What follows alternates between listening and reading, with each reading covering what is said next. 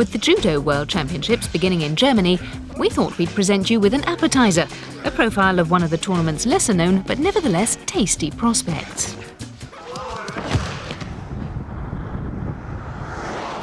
Martial arts is not a sport that springs to mind when you think of Iceland. But ever since judoka Bjarni Fridriksson won Iceland a bronze Olympic medal in Los Angeles in 1984, every kid on the block has wanted to eat mat, including this man. I've always loved fighting. I don't know if I should say I'm stupid or just plain stubborn, but I keep my head screwed on when I'm fighting, and I have great perseverance. I always push myself to the limit. Vernharð Þorleifsson has a well-stocked trophy cabinet, but it's his strength of character that has singled him out from the rest. With around 30 Icelandic titles and 3 international bronze medals, including one from last year's World Championships, he is his country's outstanding talent. But success has not come easy for the second Dan black belt, so much so that he's given himself another 4 years to succeed at the very highest level before he quits. For such a very long time now, I've been standing on the threshold of being able to win some of the major tournaments that I've always dreamed about winning. Now, it's really beginning to annoy and frustrate me that I haven't progressed further in these competitions. I really believe that it's all down to the fact that there's a constant concern over money.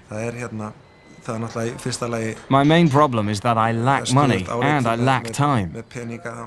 When I return home to Iceland after training trips abroad and international competitions, I have to go straight back to work to earn cash, and therefore I consequently lose out on vital training time. It's a steadfast struggle between what I do with my money and what I do with my time. So I can't concentrate solely on the judo, which is of prime importance if you want to succeed and get all the way to the top in this sport. The story is a common one. The Icelandic Judo Federation provide Vernharð with as much support as they can, but funding is limited, and the 27-year-old has to work part-time as a gym instructor in his hometown of Akureyri. The sacrifice has been considerable for this father of 2. Work and training has eaten into his social life, and he is separated from his partner.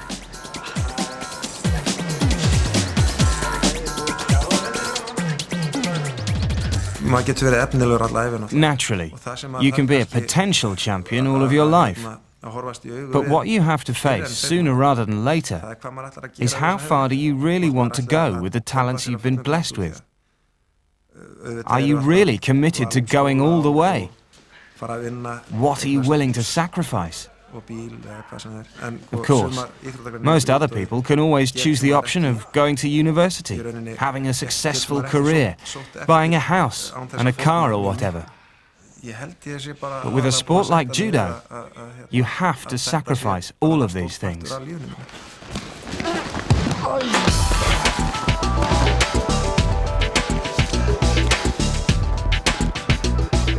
Part of the sacrifice is constant travel.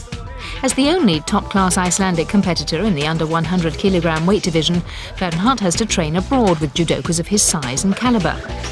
And when he's at home, there is the struggle to be recognized by the Icelandic media, who can be as cold as the weather. At times, like during the Scandinavian Championships and the Small Nations Olympics, which I won, judo received some media attention over here. But these tournaments really aren't taken seriously by the press, or regarded as important victories.